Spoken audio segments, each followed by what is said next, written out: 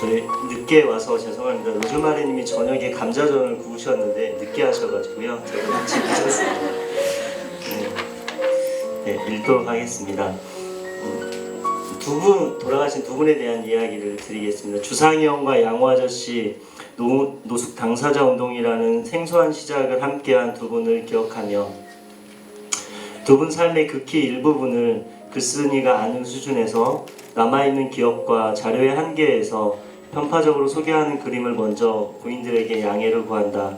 그리고 이 글이 어떠한 울림도 주지 못하거나 미미할 뿐이어도 그것은 전적으로 글쓴이의 능력과 수고가 부족한 탓임을 분명히 한다. 송주상, 윤양호 두 분은 2004년 7월 서울역 내에서 철도공안원의 과잉 단속으로 27세의 거리홈리스 문 아무개님이 지식사 당한 사건에 대응하는 싸움을 계기로 만들어진 노숙 당사자 모임 한울타리에서 중추로 활동했던 이들이다. 한울타리회라는 조직은 몇 년 후 해체되었지만 그 활동은 홈리스 행동과 사랑방 마을 주민 협동회로 이어지며 지속되고 있다.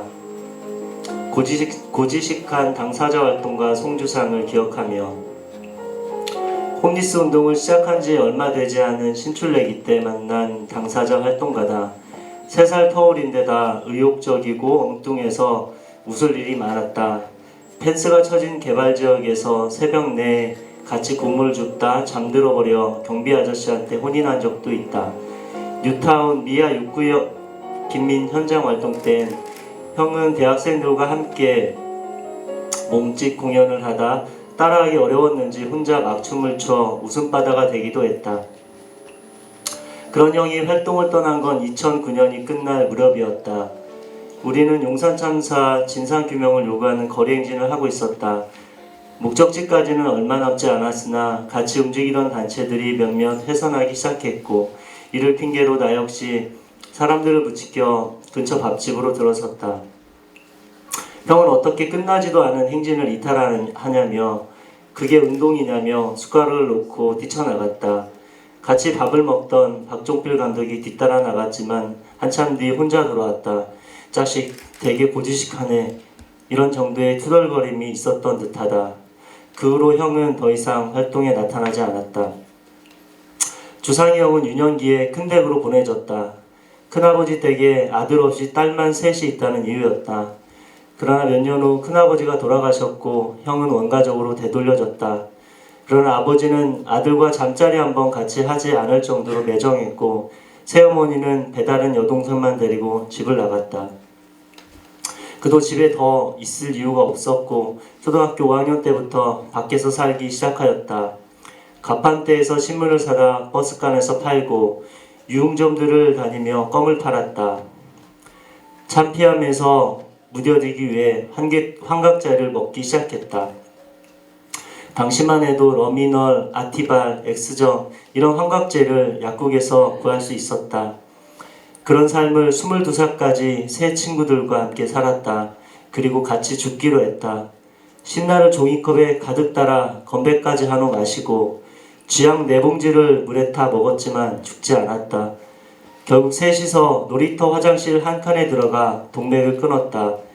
피가 화장실 문을 넘었고 누군가 바깥에서 화장실 문을 부수는 것 같더니 병원에서 깨어나고 말았다. 죽지는 않고 엄한 한쪽 손만 못쓰게 되었다. 제대로 일을 해 벌어먹기는 글렀다. 약을 끊기에 술을 마시니 이제 또 술이 문제가 되었다. 어찌 보면 고통의 시작일 법도 한데 주상이 형이 가족 찾기란 제일 큰 소망 같았다. 홈리스 행동의 전신인 노실사 문 대표와 할머니 집이 있던 영동시장 근처를 수차례 찾아다니고 애꿎은 호적 등본도 여러 번 뗐다. 노력의 결실일까 2007년 8년인가 사촌 누나와 싸이월드를 통해 연락이 닿았다. 네가 집 떠나고 우리 가족도 모두 힘들었다. 하지만 우리 서로의 자리에서 잘 살자. 다시 혼자임이 확인되었다. 2000년 초반 노숙운동을 만난 후 그는 엄청 뜨끈뜨끈한 활동가였다. 노숙인 인권 실천단의 상담활동가로 참여해 거리홈리스에게 쪽방을 구해드리고 그가 지원한 분의 임종을 지켰다. 노숙 당사자 모임의 대표로 시장 후보들에게 정책 질의를 하고 용산 참사를 비롯한 크고 작은 집회 시위에 홀로 깃발을 들고 나간 일도 많았다. 2005년 부산 에이펙 정상회담 때엔 테러를 방지한다며 지하철역 물품 보관함을 폐쇄한 일이 있었다. 물론 단체들에서 항의하고 문제 제기를 하기도 했다. 그런데 주상이 형은 그걸로 모자랐는지 부산까지 내려가 아펙 반대 투쟁에 참여하고 왔다. 그의 기준에 홈리스 행동의 운동은 너무 타협적이고 온건에 안타까웠던 것 같다. 2015년 겨울 홈리스 추모제를 준비하기 위해 무연고 사망자 공고문을 열람하던 중 그토록 생동하던 그가 세상을 떠났음을 알게 되었다. 무연고 변사자 공고가 형이 11년 5월 18일 아침에 폐혈증으로 세상을 떠났음을 알려주었다. 돌아간 지 4년도 지난 시기에 너무 늦은 죽음을 접하게 되었다.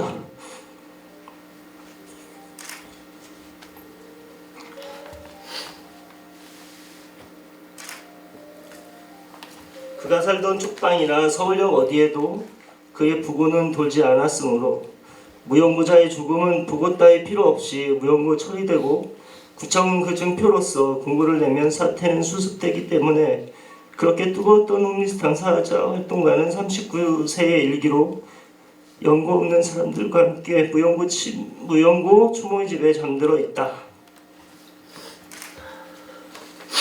네, 두 번째 분은 윤양호님입니다. 양념 같은 사람 윤양호를 기억하며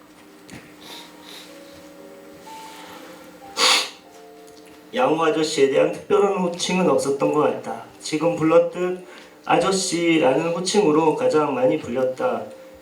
홈리스 양의 전신인 주말 배움터에서 스스로의 애칭을 열무라고 지었다.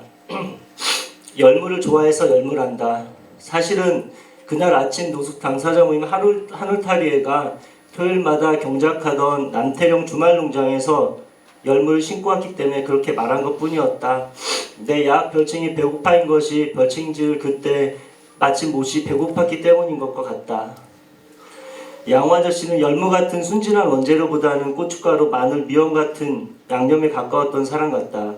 서로가 어우러지게 하고 그러다가 그게 과해 싸움도 만들고 그랬다. 꼭 박종필 감독의 유작 거리에서를 보면 양호 아저씨의 그런 매력이 그대로 나온다. 미안하게도 양호 아저씨를 생각하면 제일 먼저 떠오르는 기억은 하늘탈위에 총무하던 태원이 형과 남태령 주말 농장에서 말다툼을 하다 대파를 뽑아들고 휘두르며 때려 죽이겠다고 쫓아다니다 농민대회 집회가 있던 여의도까지 따라갔던 기억이다. 창피했다.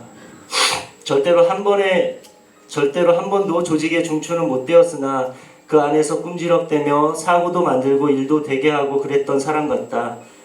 양호 아저씨는 주방장이다. 화순 출신으로 광주를 거쳐 74년도에 서울에 올라왔다. 중화요리 기술을 배워 77년도부터 주방장으로 일했다. 독립문의 태원, 역촌동의 명보성과 남광, 청파동의 다보성, 옛 용산구청 앞 중국관, 그게 일했던 중국집들이다. IMF 당시 중국집 남광에서 반년 이상 월급이 연체되고 결국 급여를 떼이고 중국집이 폐업하며 사실혼관계 여성과도 불화가 생겨 헤어졌다.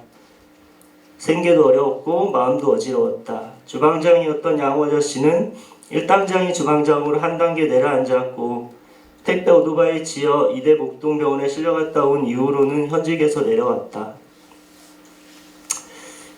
2004년 우리는 회원역에서 생활하는 양호 아저씨를 만나게 되었다. 남대문 지역 쪽방에 들어갔고 기초생활 조건부 수급자가 되어 자활사업에 참여했다. 완만하게나마 삶의 오르막길이 시작되고 헤어졌던 여성과도 다시 결합하게 되었다. 양호 아저씨는 그때 다시 주방장이 되고 싶었다. 내려간 만큼 다시 올라갈 수 있고 같은 경로를 되밟으면 될 것 같았다. 물론 변화도 줬다. 이제는 무슨 성 하는 중국집이 아니라 분식집을 차리고 싶었다. 이름하여 후돌이 분식. 이도 오래 고민한 이름은 아닌 것 같다. 둘이서 모은 돈 1,060만 원도 있었다. 돌아다니며 견적을 내보니 있는 돈만큼만 대출을 받으면 가게를 차릴 수 있을 것 같았다. 2010년 10월 양호 아저씨는 사회연대은행의 서울희망드림뱅크 창업지원사업 지원 신청서를 갖고 오셨다. 호돌이 분식 창업계획서와 함께. 그러나 미끄러졌고 분식점 대신 둘이서 같이 고물 역할을 끌었다. 회원역에서 남대문 쪽방으로 거처를 잡으며 양호 아저씨도 노숙 당사자 모임과 노숙인권 공동실천단에서 활동하기 시작했다. 2005년 서울역 노숙인 사망 사건 이후 매월 진행한 노숙인 문화권 증진을 위한 원래 문화행동, 같은 해 서울과 대구에서 진행한 노숙인 인권문화제에 참여했다. 얼마간은 무대 체질이라서 잊혀진 이름이라는 노숙을 주제로 한 연극의 배우로 2009년 세계사회포럼 주거권 세계행동의 날에서는 퍼포먼스에 참여했다. 주말 배움터와 야학에 참여하며 만들기 교실, 노래 교실, 컴퓨터 교실 등등을 두루 섭렵하기도 했다. 양호 아저씨가 살던 남대문 쪽방 주인은 월세 계약서에 이렇게 쓰도록 했다. 3층 6호실 내 방에서만은 모든 것은 자기 책임이다. 이 계약서 아무데나 사용할 수 없음. 그리고 갑자기 2015년 10월 30일까지 집을 비우라고 했다. 안전진단 결과 위험하다는 핑계를 댔지만 재개발에 따른 이주 보상을 해주지 않기 위한 속내였다. 예고된 날짜가 되자 물과 전기가 끊겼다. 다 쫓겨나고 아무도 없는 4층짜리 쪽방에 혼자 남아 버텼다. 나홀로 시위였다고 한다. 11월이었지만 빈집살이가 너무 춥고 스산해 짐을 놔두고 노숙을 선택했다. 차라리 노숙이 덜 추웠다고 한다. 132개월의 남대문 쪽방 생활은 그렇게 마무리되고 서울역 뒤편 25만원짜리 중림동 쪽방으로 이사를 갔다. 그리고 그곳에서 지낸 지 2달여 되던 2016년 1월 양호 아저씨는 쪽방 문턱에서 숨진 채 발견되었다. 그리고 많은 동료들과 단체들의 십시일반으로 장례는 따뜻하게 치러졌다. 절대로 우는 법 없는 똥파리 형도 울었다. 양호 아저씨의 마지막 거처인 중림동 쪽방도 지금 다 허물어졌다. 그런데도 조합이 설립되지 않아 개발이 중단되어 말 그대로 폐허가 되었다. 양호 아저씨가 쫓겨난 남호가 쪽방엔 28층짜리 빌딩이 늘어섰다. 서울시는 보도자료를 통해 주변 구도심의 낙후된 도시 기능을 회복하고 가로 및 상권이 활성화될 것으로 기대한다고 밝혔다.